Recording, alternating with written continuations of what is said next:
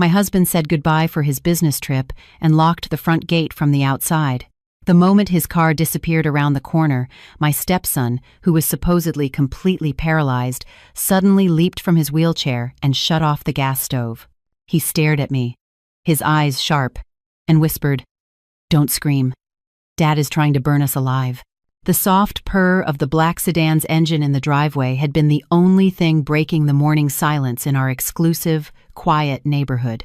Ethan, my husband, had looked perfect in a crisp, flawless light blue dress shirt. The scent of his expensive cologne, a mix of sandalwood and citrus, still hung in the air, creating the illusion of security that had defined my days. "Remember what I told you, Clara," he'd said softly, tucking a stray piece of hair behind my ear. His hand was warm, his touch always making me feel like the luckiest woman in the world. "This trip is only 3 days. Don't go anywhere. You know, Leo's condition makes it impossible to take him out, and I won't have any peace of mind if you leave him alone." I nodded obediently. "Of course, honey. I'll stay right here with Leo." "You be safe on the road." Ethan smiled. It was the same smile that had made me fall in love 2 years ago, a rich, handsome, and established widower willing to marry an ordinary girl like me. He glanced toward the patio where Leo sat silently in his expensive wheelchair. My stepson was 10, but his body was as frail as a 7-year-old's. Leo's head was lolled to the left, a thin line of drool trickling onto the small towel tucked into his collar. His gaze was vacant, staring into empty space without expression. The doctors said the brain damage was permanent, a result of the car accident that had claimed his biological mother's life 5 years ago. He was totally paralyzed, unable to speak, and could only respond with random blinks. "Take good care of him. He's the only thing I have left of her," Ethan said, his voice suddenly heavy with the feigned sorrow of a devoted father. "Always, honey. I love Leo like he's my own," I replied sincerely. Ethan kissed my forehead, a long, lingering press, then got into his car. The window rolled down slowly. "Oh, and I'm locking the main gate from the outside, sweetheart. There was a report of a break-in on the next block yesterday. The spare key is in my desk drawer, but the lock is kind of sticky, so it's better not to use it unless it's an emergency. It'll just help me focus on my work." Without waiting for a reply, he drove toward the tall gates that separated our palace from the outside world. I watched him get out for a moment, wrap a thick iron chain through the bars, and then heard the heavy click of a large padlock. The car sped off, vanishing at the turn. Silence. The big house instantly felt suffocating once Ethan was gone. I took a deep breath, trying to shake off the sudden unease creeping into my chest. Maybe it was just temporary separation anxiety. It was normal for a wife to feel lonely when her husband went out of town, wasn't it? I turned to Leo. "Come on, sweetie, let's go inside. It's starting to get hot out here." Leo didn't react, his eyes still fixed on the gate his father had just locked. I pushed his wheelchair into the spacious, air-conditioned living room. The cool marble floor reflected our images, a young stepmother and a boy trapped in his own body. The clock read 10 a.m. My routine began, changing Leo's diaper, feeding him his pureed meal, and reading him a storybook. Ethan was incredibly strict about Leo's schedule. He'd refused to hire a nurse, citing privacy concerns. "I don't want a stranger seeing my son's condition," he had said. Around 11 a.m., while I was reading The Tortoise and the Hare, I caught a strange scent. It was faint, like the smell of rotten eggs carried on the breeze, mixed with the lavender air freshener we always used. I stopped reading. "Leo, did you have an accident?" I asked automatically. I had just changed him an hour ago, but I checked his diaper anyway. It was clean. I got up and walked around the living room. The smell came and went. My gut told me it was coming from the open-plan kitchen connected to the dining area, but when I walked over, everything looked normal. The high-end stovetop was off. The knobs were all in the off position. "It's probably just your imagination, Clara," I mumbled to myself, remembering Ethan's words, often spoken with a light laugh. "You can be so paranoid sometimes, honey. Always forgetting if you turned off the faucet. Always misplacing your keys. It's why I have to take extra care of you." Yes, maybe I was just being paranoid. Maybe it was the smell from the sewer outside, drifting in through a vent. I sat back down on the sofa and continued reading. But 15 minutes later, my head started to feel heavy. A dull throb began in my right temple, spreading behind my eyes. An unnatural wave of drowsiness washed over me. My eyelids felt hot and impossibly heavy. Strange, I thought.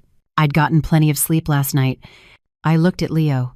The boy was still silent, but something was different. His hands, usually limp on the armrests, were now clenched into tight fists. No, it was probably just a muscle spasm. The doctor said spasticity was common. "Mommy's going to get a drink, sweetie." "I'm thirsty," I said to Leo, my own voice sounding hoarse in my ears.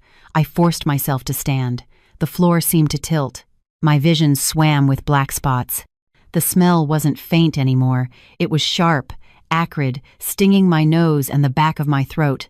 This was definitely not the sewer. This was gas. Panic began to crawl up my spine as I staggered towards the kitchen. I had to check the main gas line valve under the stove. My heart hammered against my ribs, racing against the growing dizziness. My hands trembled as I reached for the cabinet handle. The moment I opened the door, a soft hissing sound filled my ears. Sssss. The smell of gas billowed out, hitting me in the face. The connection to the gas line looked crooked, as if it hadn't been properly tightened or had been deliberately loosened. "Oh my God," I choked out. I tried to reach for the valve to turn it, to do anything to stop the deadly hiss, but my head was spinning violently. My body went limp, my legs turning to jelly. I slumped to the cold kitchen floor. The oxygen in my lungs felt like it was vanishing. Blackness crept in at the edges of my vision. In the fading moments of consciousness, I remembered Leo. Leo was still in the living room.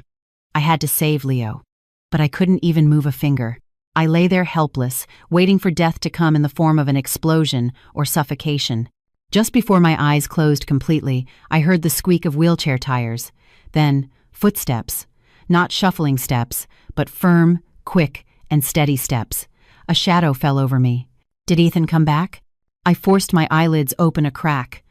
The figure bent over the gas line. A hand moved swiftly, twisting the valve, shutting it off with a sharp turn. The hissing stopped. The figure turned and looked down at me. It was Leo. The boy who was supposed to be completely paralyzed was now standing over me, looking at me with eyes that were cold, sharp, and intelligent. There was no drool, no lolling neck. His lips moved, whispering words that froze my blood colder than the marble floor I was lying on. "Hold your breath, Mom. Dad didn't forget. He wants us dead today." Fresh air flooded my lungs, so harsh it sent me into a violent coughing fit that brought tears to my eyes. My chest ached as if it had been struck from the inside with a sledgehammer, but the pain was a sign I was still alive. I struggled to prop myself up on my trembling elbows. The scene before me was surreal. The large windows in the living room and kitchen were now wide open. A strong breeze blew through, clearing out the deadly gas that had nearly killed me minutes ago. And there he stood. The small boy I had carried to the bathroom and spoon-fed for 2 years was now standing on a dining chair. His small but nimble hands were turning a ceiling fan to its highest speed to circulate the air faster. His movements were deft, calculated, nothing like a child with motor neuron damage. "Leo?" I called out, my voice a raw whisper. He turned. The vacant stare and slack jaw I saw every day were gone. His face was serious, his brow furrowed as he looked at me with a maturity that was terrifying for a boy his age. He jumped down from the chair, landing perfectly, and walked briskly to the refrigerator. He grabbed a bottle of cold water, twisted off the cap, and knelt beside me. "Drink, Mom. Small sips. Don't chug it or you'll throw up," he commanded. His voice was firm, flat, and perfectly articulated. There was no slurring, no drooling. My hand shook as I took the bottle. I stared at him as if he were a ghost. Was the gas making me hallucinate? Was I already dead? And this was some strange afterlife?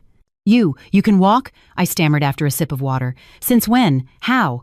Leo didn't answer immediately. He stood up, walked to the stove, and came back holding the gas line connector he had fixed. "Focus on this first, Mom. Your questions about my legs can wait." "Our lives can't," he said coldly. He held the connector right in front of my face. "Look here." His small finger pointed to the metal clamp. "This clamp isn't loose because it's old. See the fresh scratches on the bolt?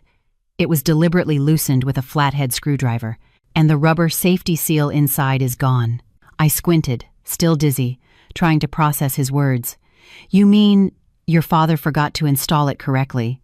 Leo snorted, a cynical smile I'd never seen on his innocent face now clearly etched there. Dad never forgets anything, Mom. He's a perfectionist architect. He throws a fit if a single book on his shelf is crooked. Does it make sense that he'd be forgetful about something that involves the lives of his wife and son? My heart pounded, no longer from the gas, but from a cold fear crawling up my spine. So he did it on purpose, I whispered. The gas leak. The gate padlocked from the outside. All the windows locked tight before he left. And he forbade you from leaving the house for safety reasons. Leo laid out the facts like a seasoned detective. If I were truly paralyzed like he thinks, and you passed out from the gas, one tiny spark from the refrigerator's automatic cycle or a light switch, and this house would have exploded. Boom! Leo stared at me intently. Everyone would think it was a tragic accident, a negligent housewife who forgot to turn off the stove. Dad would come home, cry for the news cameras, and then cash in your life insurance policy, the one he just upgraded last month. I shook my head violently, tears starting to flow. Denial was my last defense. No, that's impossible.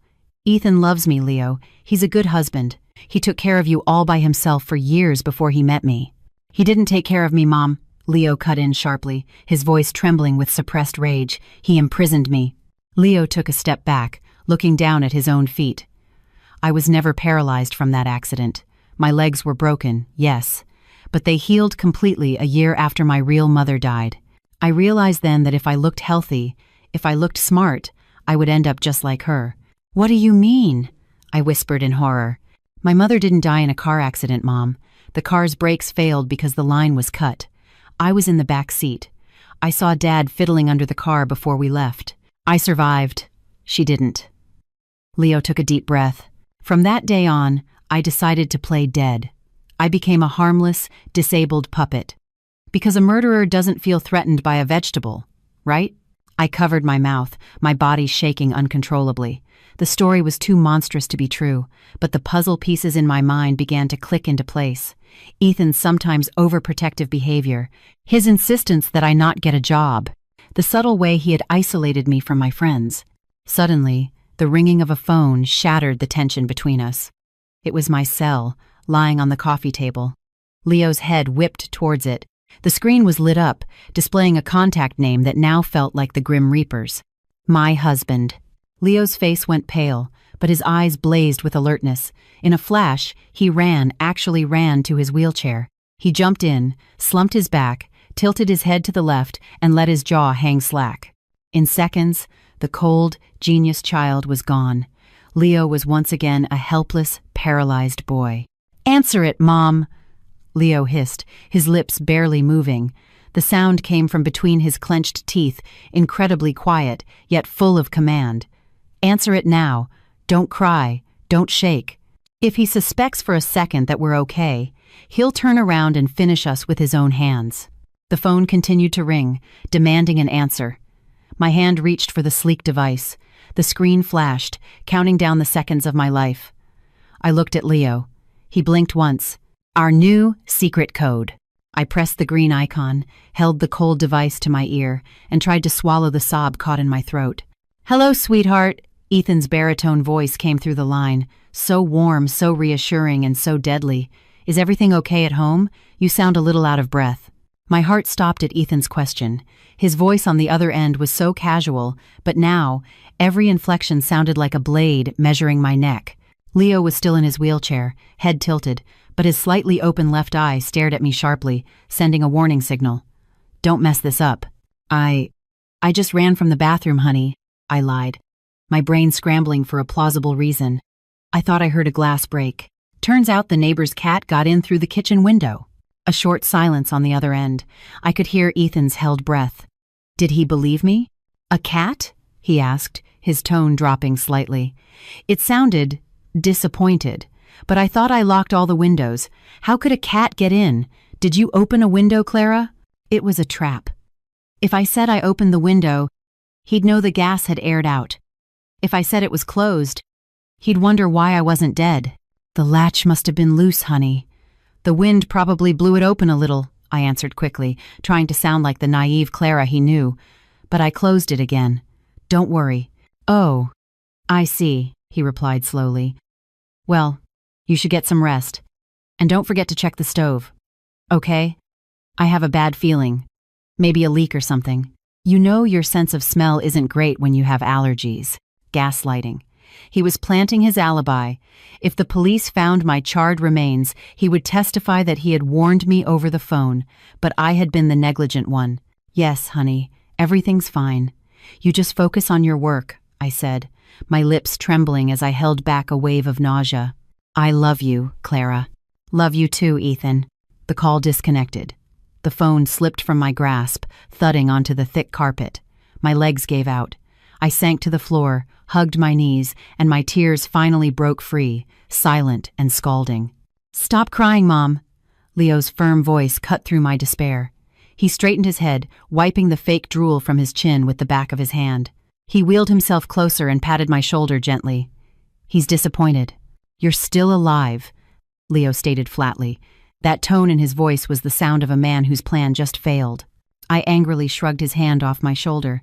The shock had made my emotions volatile. Stop it, Leo! Don't talk about your father like that! Maybe the connector was just old. Maybe you misunderstood what happened to your mother. Ethan is a gentleman, Leo. He rescued me from a poor family. He gave me everything. He rescued you because you're an orphan with no close relatives who would ask questions if you died suddenly, Leo snapped. The little boy's voice boomed in the large living room, silencing my sobs. Leo looked at me with an expression of profound exhaustion.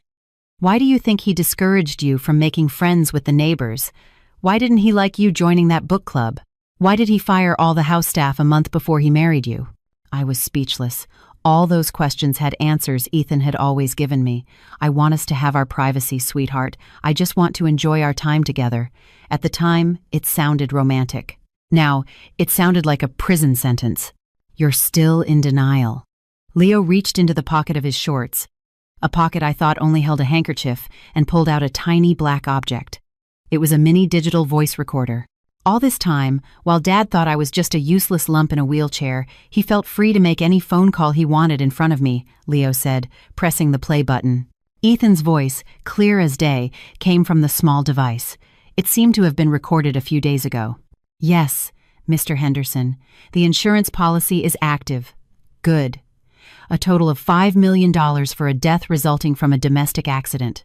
Okay, I'll make sure everything is taken care of next week.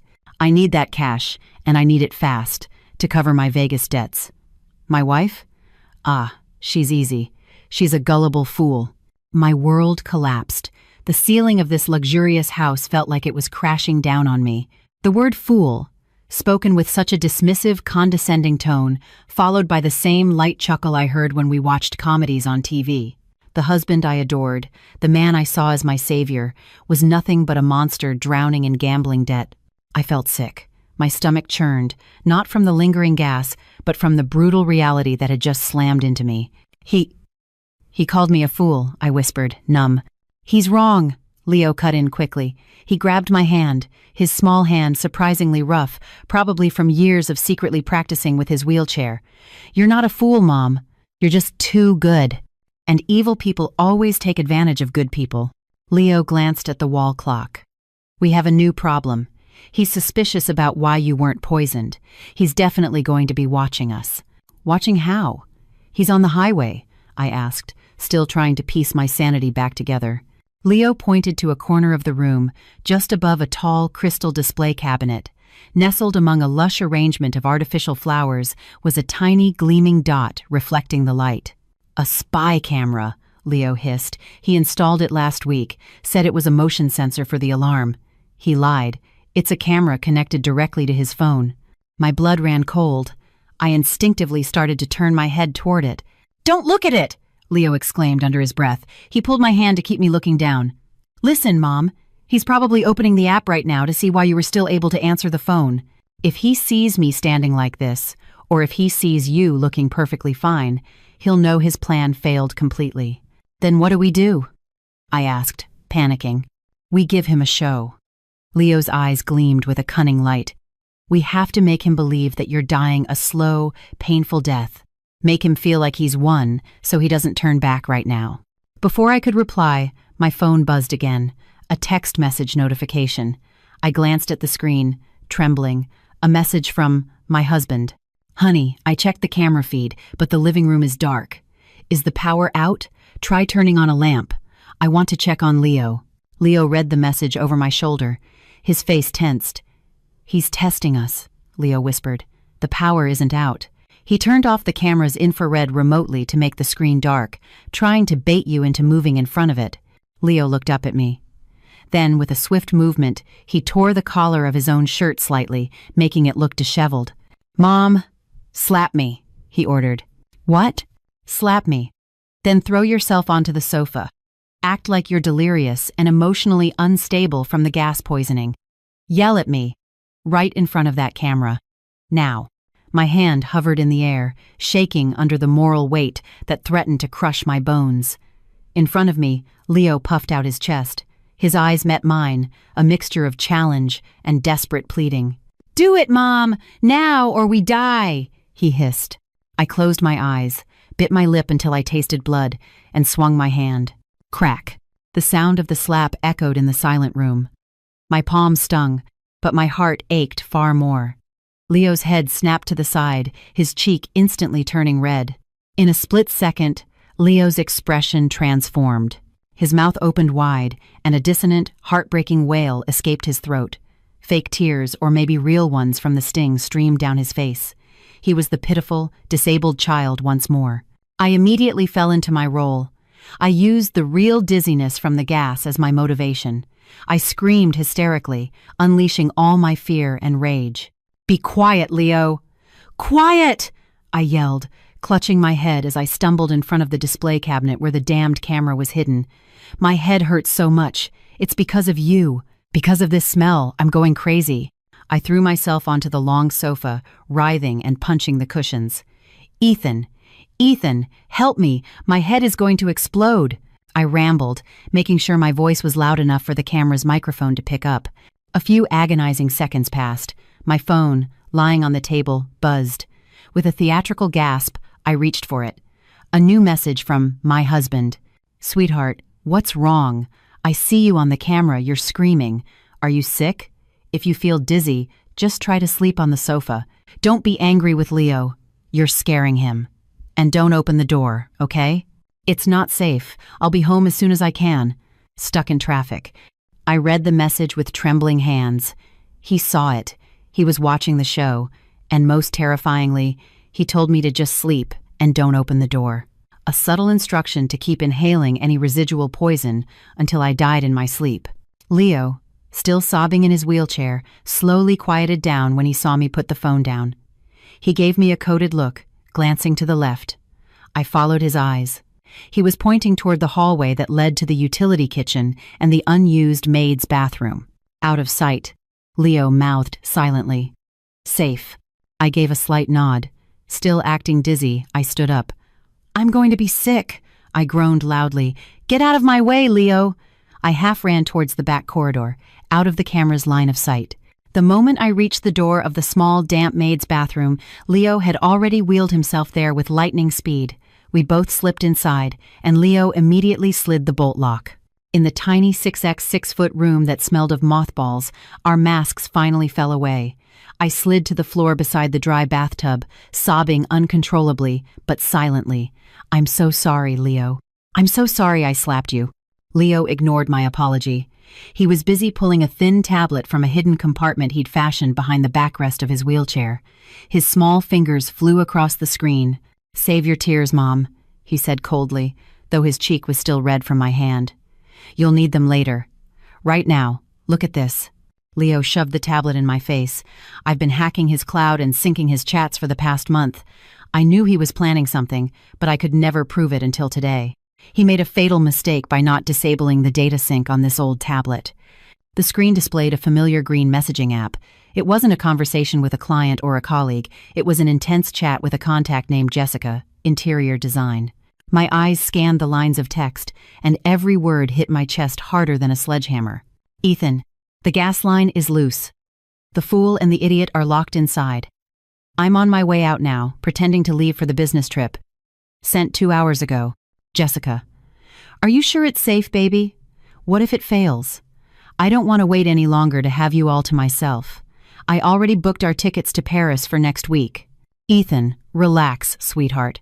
Clara is naive. She won't suspect a thing. Even if she doesn't die from the gas, she'll pass out and accidentally knock over that aromatherapy candle I lit on the end table. The house will go up in smoke. We cash the insurance, get married in Europe. Goodbye, poverty. Jessica, haha, you're so bad, but I love it. Love you, my future rich husband. Ethan, love you more. Just be patient. We should be getting a news alert about a house fire in an hour or so.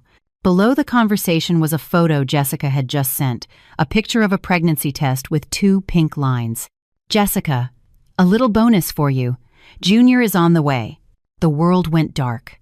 My love, my devotion for 2 years, my sincerity in caring for his son, all of it repaid with a murder plot so vile. He didn't just want to kill me for money, he wanted to kill me to replace me with another woman and their new child. And he called Leo, his own son, the idiot. The tightness in my chest was no longer sadness. It transformed into something else, something hot, burning, and sharp. I stared at the screen, searing every despicable word into my memory. My tears stopped. My ragged breathing became calm, but heavy and deep. "Mom?" Leo called softly, perhaps frightened by my sudden, rigid expression. I turned to look at my stepson. The gentle, compliant Clara was gone. The timid, obedient Clara was gone. "Leo," my voice was low, vibrating not with fear, but with a newly born vengeance. "Can this tablet record our faces right now?" Leo nodded, confused. "Yes. Why?" "Record me," I commanded. I wiped the last tears from my cheeks. "We are not dying today, and we are not running." I clenched my fists until my nails dug into my palms. "He wants to see this house burn? Fine. We'll give him a fire he'll never forget." Stepping out of that small bathroom felt like walking back onto a battlefield without armor. The smell of gas had mostly dissipated, but the foul stench of betrayal now filled every corner of the house. "Remember, Mom," Leo whispered, tugging on my sleeve. "You're not strong, Clara. You're gas-poisoned, dizzy, semi-conscious Clara. Let your eyes glaze over. Don't focus on the camera." I nodded weakly. My legs carried me unsteadily to the living room sofa, our stage. I messed up my hair, letting a few strands stick to my clammy forehead. My face was already pale without any effort. Knowing my husband wanted me dead had drained the blood from my cheeks. I had just collapsed onto the sofa when the phone on the table vibrated. A special ringtone that once made my heart flutter now sounded like a death siren. A video call from my husband. "He's calling," I hissed in panic. "Answer," Leo commanded. He quickly positioned his wheelchair slightly behind me, returning to his broken doll mode. My hand trembled as I pressed the green camera icon. Ethan's face appeared on the 6-inch screen. He was in his car, the highway blurring past behind him. His face, my God. That face was still so handsome, adorned with a look of concern so convincing that if I hadn't read his monstrous texts, I would have melted at his worried expression. "Oh my God, sweetheart, you look so pale," he exclaimed as soon as he saw me. His voice was panicked, but my newly opened eyes caught the flicker of anticipation in his. I swallowed the bitter taste in my mouth. "Ethan," I whimpered, letting my voice crack. "I don't feel good. I'm so dizzy. My stomach feels sick." "What's wrong? Do you still smell the gas?" he asked quickly. "The smell. It's just spinning in my head," I answered softly, closing my eyes as if I couldn't bear to look at the screen. "I just want to sleep. I feel so sleepy." The corner of Ethan's mouth twitched. A tiny smile, almost imperceptible, but I saw it. He was happy. He thought sleepy meant hypoxia, the fatal lack of oxygen before death. "Okay, sweetheart, don't force yourself to stay up," he cooed, his voice as smooth as silk. "Maybe you just need a long rest. Just sleep there on the sofa, okay? Don't go anywhere. You'll feel better when you wake up." A long rest. He was lulling me to my eternal sleep. But Leo. I angled the phone slightly, showing Leo slumped over, his eyes wide and vacant, his mouth slightly agape. "Leo hasn't had his lunch." "Shh. It's okay," Ethan cut in, his voice slightly impatient. "Leo is strong. He can fast for a little while. You're the priority right now. You sleep, honey. For me, just rest." A tear rolled down my cheek. It wasn't an act, it was a tear of anguish for the man who had promised to love me, till death do us part, now coaxing me towards that very end for his pregnant mistress. "Okay, Ethan, I'll sleep," I whispered in surrender. "Good girl. I love you." "Sweet dreams, Clara," he said, his final farewell. The call ended. The moment the screen went dark, my defenses crumbled. I threw the phone onto a cushion and ran to the kitchen sink, vomiting up nothing but bitter bile. My body shook violently. I felt disgusted. Filthy, to have ever been touched by the hands that planned this. A dark depression enveloped me. I was alone in this big house, trapped with a small child against a monster who held all the keys. What if our plan failed? What if he had a backup plan? What if tonight was my last night on Earth? I slid to the kitchen floor, hugging my knees, sobs of despair starting to escape my throat. "Stop feeling sorry for yourself." Leo's voice was back. This time, it wasn't commanding, just cold and pragmatic. His wheelchair squeaked as he approached. "You can cry later? When he's rotting in a prison cell? Now, get up." I looked up at him with swollen eyes. "I'm scared, Leo. He's my husband. How could he do this?" "Because he's a monster," Leo answered simply. He was already busy with his tablet, his small fingers swiping quickly across the screen. "I'm tracking his car's GPS through the built-in navigation system. He should be heading farther out on the interstate by now." I struggled to my feet, wiping my mouth with a paper towel. He believed me, right? He told me to sleep." Suddenly, Leo's fingers froze on the screen. His eyes widened, his calm expression replaced by one of tense, pale shock. "Leo? What is it?" I asked, sensing the sudden shift in the room's atmosphere. Leo swallowed hard. He held up the tablet, showing me a digital map with a single blinking red dot. "Mom." His voice trembled for the first time. "This dot, it's Dad's car." I squinted. "So? He's far away, right?" "No." Leo shook his head slowly, his eyes filled with horror. "He just took the nearest exit, and now he's turning around. He's coming back here." My heart skipped a beat. "He knows," Leo whispered. "Something was wrong with your acting, or maybe he noticed the back window was slightly ajar in the video. He's not on a business trip anymore." Leo looked at the wall clock, then at me. "He'll be here in 20 minutes. And when he gets home and finds us alive with no fire, he won't use gas again. He'll finish the job himself." 20 minutes, I choked out. Adrenaline surged through my veins. "We have to run, Leo. We have to get out of here now. We can climb the back fence, scream for security." "It's useless, Mom," Leo snapped, pulling me back from my blind panic. "The nearest security post is half a mile away. The back fence is 10 feet high with barbed wire. And the front gate, you forgot." He chained it shut. "We're trapped." I ran to the front window, peeking through the blinds. The iron chain was coiled around the heavy black gate like a snake. We were mice in a trap, waiting for the predator to return. "So we just give up and let him kill us?" I asked desperately, turning to face Leo. Leo shook his head, his young face hardening. His expression was no longer that of a child, but a cornered soldier. "No, we don't run. We welcome him." Leo wheeled himself quickly towards the media console under the TV. "Help me move this, Mom. Fast." I didn't ask questions. With what little strength I had left, I helped him push the heavy wooden cabinet. Behind it, on the wall, was a low ventilation grate with loose bars. "Pull it off," Leo commanded. I yanked the grate free. Tucked inside was an old fishing tackle box belonging to Ethan, one he'd claimed was lost years ago. Leo pulled it out. "A little surprise for him," Leo muttered, unlatching it. My eyes widened at the contents. There were no hooks or fishing line. Inside was an assortment of items Leo had secretly collected: a small hammer, a rusty box cutter, a bottle of homemade pepper spray made from chili extract, and, most shocking of all, a black handheld stun gun. "Where did you get this?" I whispered in horror. "It's Dad's. He bought it for self-defense and kept it in the car. I stole it 6 months ago when he was drunk. He thinks he lost it at the car wash," Leo explained quickly, checking the device. A terrifying BZZZT of blue electricity crackled between the prongs. "Batteries full." Leo handed the stun gun to me.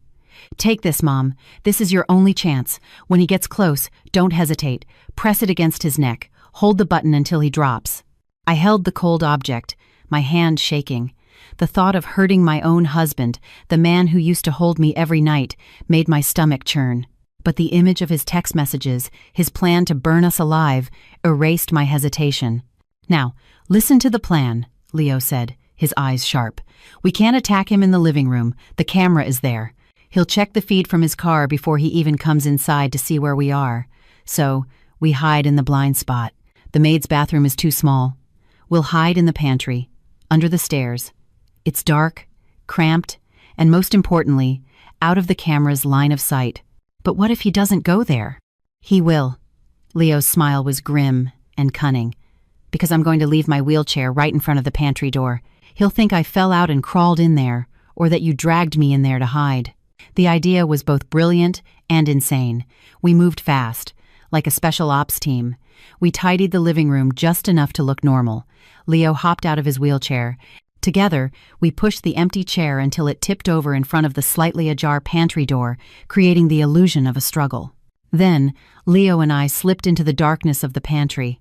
We crouched behind the kitchen island, among stacks of canned goods. My breath came in ragged gasps. Leo grabbed my hand, his palm cold and clammy. 5 minutes passed in silence. 10 minutes. Only the ticking of the wall clock, sounding like a time bomb. 15 minutes. We heard the sound of tires crunching on the gravel driveway. My heart felt like it would leap out of my throat. He was here. The car engine died. A moment of silence, then the clanking of metal, the sound of the gate chain being unlocked. He didn't honk. He didn't call my name. He came in silence, like a thief in his own home. The front door opened slowly, footsteps on the marble floor. Tap, tap, tap. The sound of his expensive dress shoes, which I used to love hearing when he came home from work, now sounded like the steps of an executioner. "Clara?" he called out, his voice flat and cold. There was none of the concern from the phone call. No answer. The house was dead quiet. "Leo?" he called again. He stepped further inside. From a narrow gap under the island, I could see the shadow of his legs moving towards the living room. He paused, probably looking around, checking for any signs of life. "Damn it," he muttered. "The smell is gone." He realized the windows had been opened. His shadow moved again. He walked towards the overturned wheelchair in front of our hiding spot. He stopped right in front of the pantry door. We were separated by a thin, half-open door and the kitchen island. I gripped the stun gun with all my might, cold sweat trickling down my temples. "Playing hide-and-seek, are we?" He chuckled, a dry, emotionless sound. "Come on out, Clara. I know you're not dead yet. Not enough gas, was it?" Suddenly, a heavy metal object clattered onto the marble floor. Clang! I peeked out. In his right hand, Ethan wasn't holding his briefcase. He was holding a long, gleaming tire iron. He didn't come to help. He came to make sure there were no witnesses left. Ethan stepped forward, kicking Leo's wheelchair aside. It crashed against the wall. "Useless, crippled brat," he snarled as he entered the kitchen area. "Come on out. Daddy's got some permanent sleeping pills for you." He was 2 steps away from us now, his back to us as he checked the cabinets across the room. Leo jabbed me hard in the ribs. "Now." I took a deep breath, gathering every last ounce of courage of a betrayed wife and a protective mother. I rose from my hiding spot, the stun gun in my right hand crackling to life with a sharp BZZZT. "I'm right here, Ethan," I yelled. Ethan spun around, his eyes wide with shock. The tire iron in his hand came up, but before he could swing it, I lunged forward. A loud, terrifying BZZZT filled the small kitchen, followed by a scream of agony that wasn't mine. The stun gun was pressed firmly against the side of Ethan's neck. The powerful man's body convulsed violently.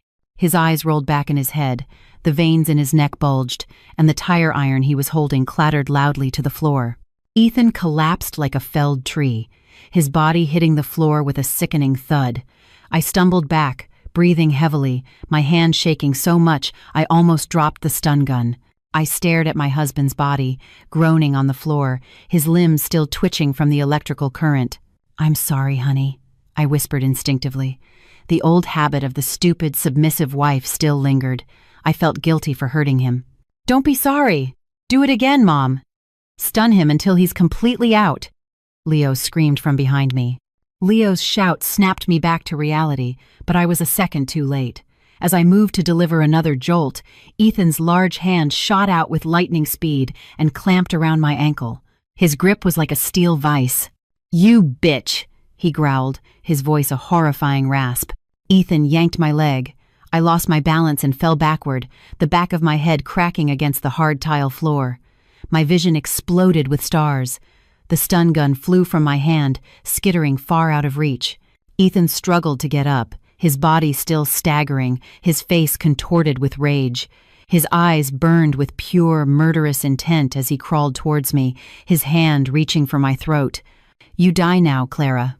I squeezed my eyes shut, raising my hands to fend off the inevitable attack. Piff! Suddenly, there was the sound of a liquid spray, followed instantly by a piercing, spicy odor. "Triple R! My eyes!" Ethan shrieked, releasing my leg and rolling on the floor, clawing at his face. Leo stood there, holding the repurposed perfume bottle filled with his chili concoction. He was repeatedly pumping the sprayer directly into his father's face without mercy. "Run, Mom, upstairs, now!" Leo commanded. I wasted no time. Adrenaline overrode the pain in my head. I scrambled to my feet, grabbed Leo's small hand, and we sprinted out of the kitchen. We flew up the grand, winding staircase. Behind us, we could hear Ethan roaring like a wounded beast, crashing into tables and chairs as he stumbled around, temporarily blinded. "I'll kill you! I'll chop you both into pieces!" His threats echoed through the house. We reached the second floor and ran straight into the master bedroom, the room that had been a silent witness to my fake happiness. I slammed the heavy oak door and turned the double locks. Not satisfied, I dragged the heavy vanity table to barricade it. We both stood there in the silent room, our breathing harsh and ragged. I slid to the floor, leaning against the bedpost, my body shaking uncontrollably. The fear was back, more terrifying than before. We were trapped. The windows in this room had permanent iron security bars. The only way out was the door we had just locked, and on the other side of that door was a monster. "We're going to die, Leo. We're going to die," I rambled, hugging my knees. "He's going to break down the door. He's going to kill us slowly." Leo limped towards me, his small feet scraped from running barefoot. He wasn't crying. He looked at me with a flat expression. "Are you giving up?" he asked coldly. "We don't have any more weapons. The stun gun is downstairs," I sobbed. Leo took a deep breath and did something that stunned me. He slapped my cheek. It wasn't hard, but it was enough to shock me out of my hysterics. "Look at me, Mom," Leo snapped. "Look at me." I looked into the 10-year-old's eyes that held years of vengeance for his mother's death. "The whimpering Clara you were needs to be dead and gone. If you're still that weak woman hoping for pity, then we both will die tonight. Dad won't stop. He saw my legs. He knows you know his plan. There's no going back." Leo pointed at the barricaded door. "That is not your husband anymore. That is a stranger who wants your money. That is the man who called you a gullible fool to his mistress. Are you going to let him be right? Are you going to let him burn you like trash?" His words ignited something inside me. The cold fear slowly turned into a hot, blazing fire. The image of the text messages between Ethan and Jessica flashed in my mind. Clara is naive. She's a gullible fool. I slowly stood up, wiping my tears away with the back of my hand, a final, harsh gesture. I walked to the large mirror on the wardrobe. I saw my reflection. Messy hair, a bruise forming on my forehead, my shirt torn at the shoulder. But my eyes were no longer soft. I was not the orphan Clara, desperate for affection. I was not the obedient wife who could be fooled with sweet words and false promises. I turned to face Leo. "You're right. The old Clara died from a gas leak." I walked to the small wall safe hidden behind a landscape painting. "Leo, do you remember the code? Your father's wedding anniversary with your real mother?" I asked flatly. Leo nodded, confused. "Yeah, 1508. Why?" "Ethan is sentimental about the past. Even though he's evil, he never changed this password because he's too lazy to memorize a new one," I said, dialing the combination. Beep, beep, beep, beep. Click. The safe door swung open. Inside lay an old revolver, a relic from Ethan's antique-collecting grandfather, along with a box of bullets. Ethan kept it for emergencies but was terrified to use it himself. I picked up the cold, heavy piece of metal. My hands were steady now. "He wants a war," I muttered, checking the cylinder. It was fully loaded. We'll give him one. But just as I felt a sliver of power holding the weapon, I smelled something familiar. Smoke.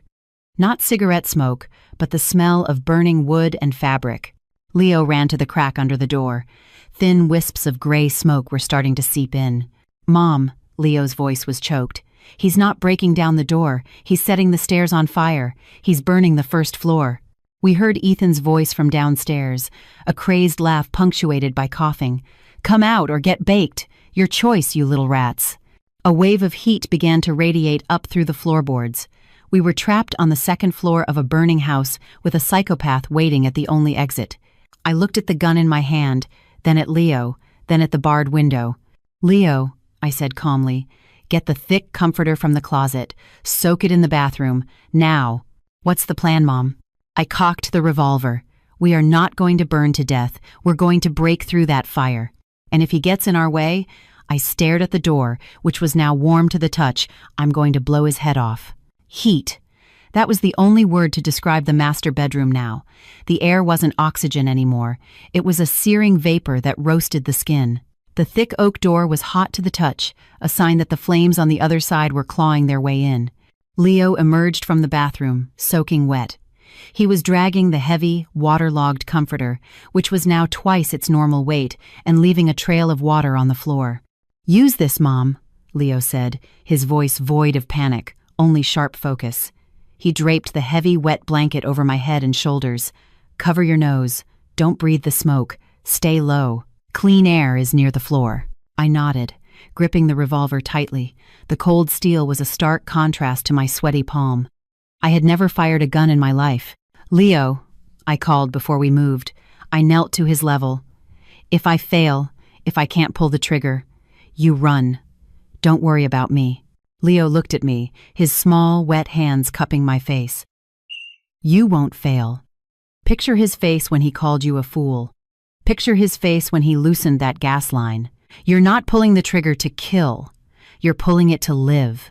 I took a deep breath, filling my lungs with what little oxygen was left, and gave him a firm nod. We moved to the door. I shoved the vanity aside. On Leo's count of 3, I turned the lock and pushed the handle. Whoosh! Thick black smoke poured in like a monster unleashed. My eyes burned instantly, my vision blurred. I started to cough, but suppressed it by pressing the wet fabric to my face. "Down," Leo choked out. We dropped to the floor and crawled out of the room. The second-floor hallway was a small pocket of hell. The expensive runner carpet near the stairs was on fire, the flames licking up the wallpaper. The sounds of cracking wood and shattering glass were everywhere. But the scariest thing wasn't the fire, it was the silence from downstairs. Ethan wasn't screaming anymore. He was waiting, a patient hunter waiting for his prey to be smoked out of its hole. We crawled slowly towards the railing overlooking the living room. The first floor was filled with gray smoke, but the fire was concentrated around the base of the staircase and the kitchen. I peeked through the balusters. My heart hammered in my ears, louder than the roar of the fire. There, at the bottom of the stairs, Ethan stood amidst the smoke. He wasn't holding the tire iron anymore. Now, in his right hand, he held a large butcher knife from the premium knife block I'd given him for his birthday.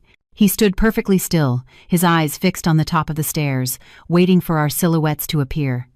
He coughed, rubbing his red, swollen eyes from the pepper spray, but he didn't move. He was blocking the only way out. "He's downstairs," I whispered to Leo.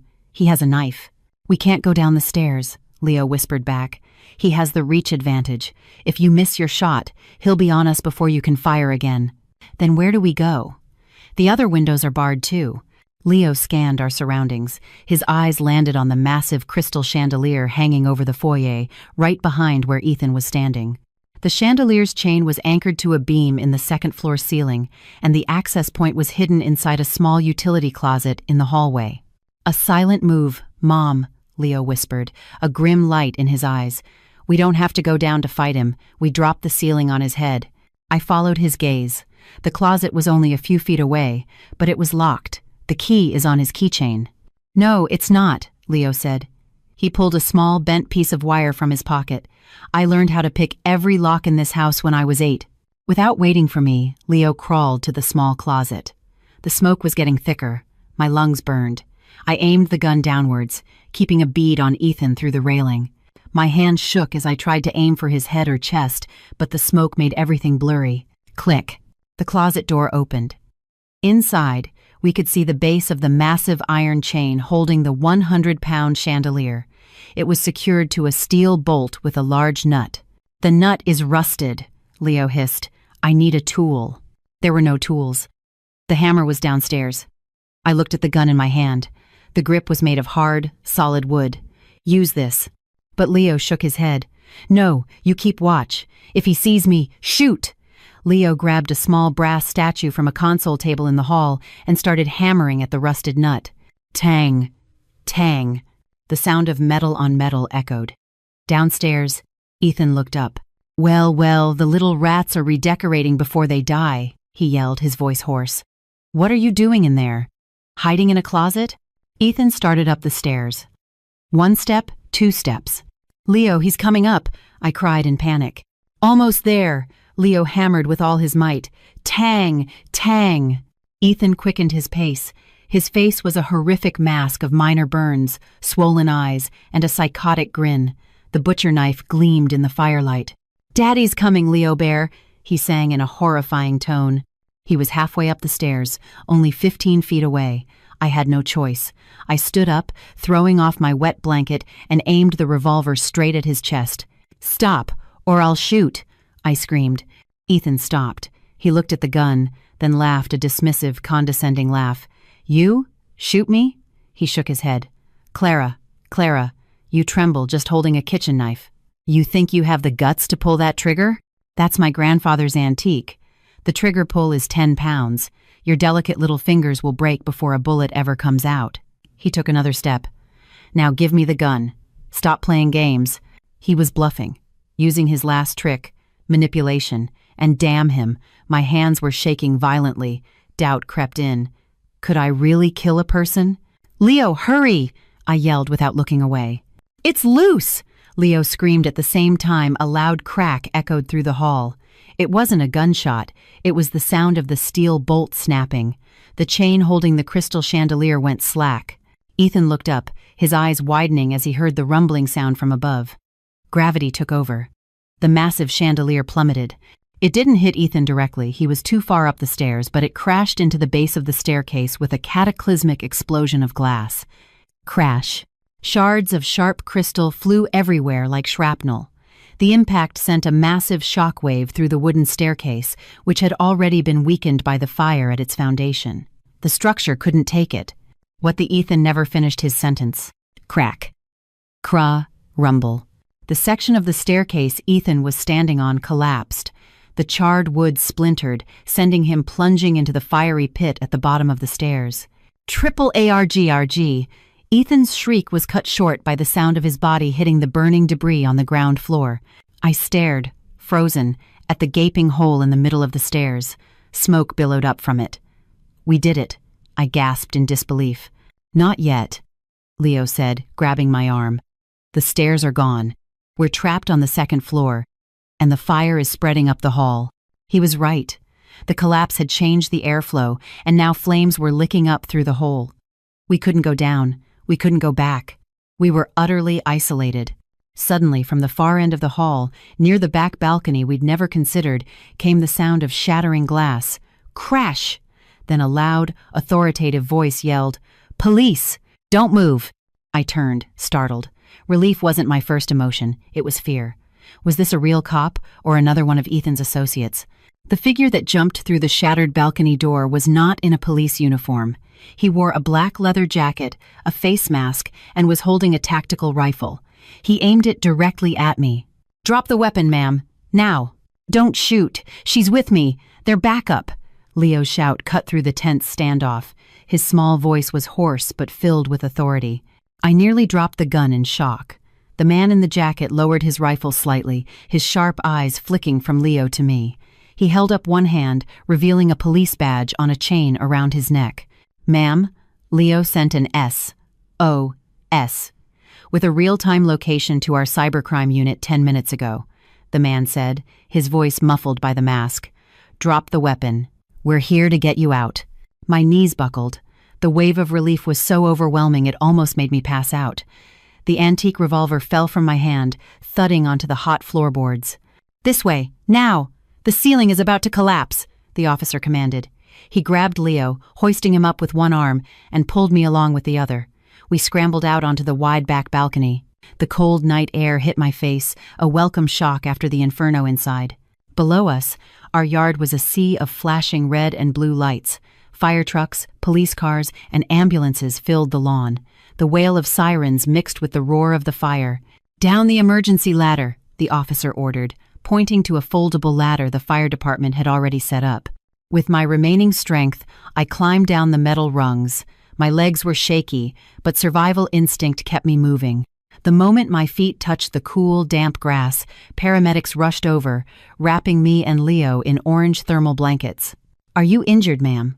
a nurse asked, checking the bruise on my forehead. I just shook my head, my eyes glued to the front of my burning home. My dream house, my prison, was being consumed by flames. A crowd of neighbors had gathered behind the yellow police tape, their faces a mixture of shock and horror. "It's Mrs. Miller. She's safe." "Oh my God, what a fire. Where's her husband? Where's Mr. Miller?" That question was answered in the most horrifying way possible. From the flaming maw of the front door, a figure staggered out. It crawled at first, then forced itself to stand, dragging one leg. Ethan's expensive clothes were charred rags, clinging to his skin. The handsome face he was so proud of was now a blistered, blackened mess. He looked like a zombie rising from the grave. It was Ethan. He had survived the fall, but not without a price. "Clara!" His scream wasn't one of pain, but of pure, terrifying rage. He saw me standing by the ambulance. A mad surge of adrenaline made him ignore his injuries and the dozens of police officers surrounding him. He lurched towards me. In his hand, he still gripped the butcher knife, its blade now black with soot. "Freeze! Drop the weapon!" A dozen officers yelled in unison, aiming their guns at him. Ethan didn't care. His red, swollen eyes were locked on me. "You ruined everything. My insurance, my life. You cursed woman," he roared for all to hear. "You were supposed to die quietly. You were supposed to burn with that crippled brat." The neighbors gasped. The scene descended into chaos. Leo, who was sitting on the bumper of the ambulance, suddenly jumped down. He was no longer faking it. He walked, head held high, right through the line of police and stood in front of me, spreading his small arms to protect me. Ethan stopped dead in his tracks, frozen by the sight. His jaw dropped. The knife wavered in his hand. "You," Ethan choked out. "You can walk?" Leo looked at his father, his chin held high. There was no fear in his eyes, only profound disgust. "I can walk, Dad," Leo said, his voice clear and ringing, carrying over the sirens. "I can run, I can talk, and I can record all of your murder plots." Leo held up his tablet. Its screen was bright, wirelessly connected to the speakers of the cybercrime unit's van parked nearby, a trick Leo must have coordinated in his SOS message. The recording of Ethan and Jessica's conversation boomed across the entire neighborhood. "Clara is naive. She won't suspect a thing, even if she doesn't die from the gas. We cash the insurance, get married in Europe. Goodbye, poverty." Everyone fell silent. A chilling hush fell over the yard. The neighbors' faces turned from sympathy to revulsion. Ethan stumbled back, his face ashen beneath the burns. His secret was laid bare for the world to see. He wasn't a respected architect anymore. He was a monster. He looked at me, his eyes pleading for the first time. "Clara, honey, that was just a joke." I stepped past Leo and looked directly into the eyes of the man I once loved. "Don't call me honey," I said, my voice quiet but as sharp as a blade. "The fool you married died in that fire. The woman standing here is the witness who will make sure you rot in prison for the rest of your life." "No, no," Ethan screamed.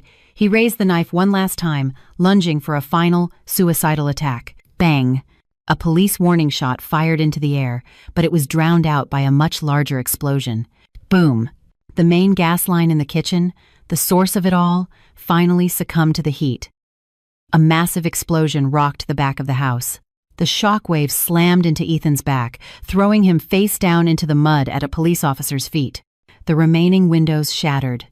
The roof collapsed in on itself, sending a pillar of fire shooting into the night sky. The house was gone. Ethan was apprehended, a police boot on his back as cold steel handcuffs were snapped onto his blistered wrists. I stood and watched as my husband was dragged away like an animal. He looked back at me one last time, his gaze empty, broken, and utterly defeated. I didn't look away. A small hand took mine. I looked down. Leo was giving me a small, tired smile, the first genuine smile I had ever seen on his face. "It's over, Mom," he whispered. I hugged his small body tightly under a rain of ash. "Yes, sweetie, it's over." But as my eyes scanned the crowd, my gaze locked onto a red sedan parked down the street. The window was slightly open. I could just make out a woman in sunglasses staring at us, her face tense, one hand resting on her pregnant belly. Jessica. She saw everything. When our eyes met, she quickly rolled up the window and sped away. I narrowed my eyes. Ethan's karma had been delivered. But for her, our business wasn't finished. 6 months later, the sound of the judge's gavel was the most beautiful music I had ever heard. Finds the defendant, Ethan Miller, guilty on all counts of attempted murder, insurance fraud, and arson. This court sentences him to life in prison without the possibility of parole. The courtroom erupted. Camera flashes went off like lightning, all aimed at the man slumped in the defendant's chair. Ethan no longer looked like the handsome prince who had charmed me. The right side of his face was a permanent landscape of red, scarred tissue, an eternal souvenir from the fire he started. He now walked with a permanent limp from the fall. The painful irony was not lost on me. He had faked his son's paralysis, and now God had given him a real disability. He turned his head slowly, his dull, defeated eyes meeting mine. I held his gaze, not with hatred, but with a cold emptiness. He was just a stranger now. Beside me, Leo sat tall in a sharp little suit. His feet were planted firmly on the floor. He squeezed my hand as the bailiffs began to lead his father away. As he passed us, Ethan paused. "Clara," his voice was a broken rasp. "Take care of Leo." I offered a tiny, merciless smile. I was always going to. I'm his mother, his real mother, not just some fool you married. Ethan bowed his head as he was pulled away towards the hell he had built for himself. As we walked into the courthouse lobby, the crowd of reporters parted. Coming from the other direction, 2 female officers were escorting a pregnant woman in an orange jumpsuit. It was Jessica. Her digital trail had been her undoing. She was charged as an accomplice to attempted murder. Her accounts were frozen, her luxury condo seized. We stopped, face to face. She looked up, all her arrogance gone. She looked from her swollen belly to my face, her expression pleading. "Mrs. Miller," she sobbed, "please, help me. Ethan made me do it. This baby is innocent. Please, retract your testimony." I looked her up and down. The old Clara might have felt pity, but I remembered her laughing in those text messages. I remembered her waiting for the news of my death. I leaned in close, whispering so only she could hear.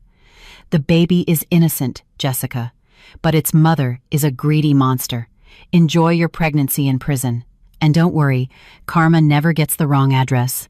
Your ticket to Paris may have expired, but I'm sure there's a permanent seat for you on a prison bus." Jessica collapsed into hysterics as the officers dragged her away. I straightened my purse, took Leo's hand, and walked out into the warm afternoon sun. A month later, a cool evening breeze blew across the patio of our new home. It wasn't a mansion, but a cozy, single-story house in a quiet suburb. I bought it with the last of my own savings from before I was married. In the front yard, Leo was chasing a golden retriever puppy we'd just adopted. His laughter was pure and alive. Seeing him run and jump still brought tears to my eyes. "Mom, look!" he yelled, waving. "Bonnie can catch the ball." "That's great, sweetie," I called back, giving him a thumbs up. He ran over to me and sat on the bench, his face flushed. "What are we celebrating tonight?" I picked up a large manila envelope from the table.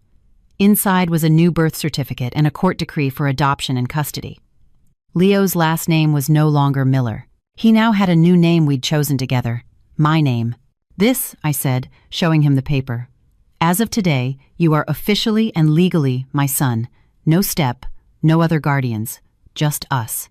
Leo read his new name. His lip trembled. The boy genius who could hack security systems and build weapons was suddenly just a little boy. He threw his arms around me, hugging me so tight I could barely breathe. Thank you, Mom. He sobbed into my shoulder. Thank you for not dying that day. I stroked his hair. I should be thanking you, sweetie, I whispered. You're the one who saved me. You woke me up. My phone on the table buzzed. A news alert. Inmate Ethan Miller found dead in cell. Apparent suicide. I stared at the headline. Dika saw my expression and read the screen. Silence. I took a long breath, then slowly turned the phone face down. No tears, no sadness. Just the final closing of a very dark book. Come on inside, Leo, I said, standing and holding out my hand. Bonnie's hungry, and I'm making your favorite chicken soup. Don't forget to lock the gate. Leo looked at me, then broke into a wide smile. He took my hand. You got it, Mom, and I promise there will be no more broken locks in this house. We walked into our warm, bright home, closing the door on a dark past and stepping into a new life that was truly, finally ours.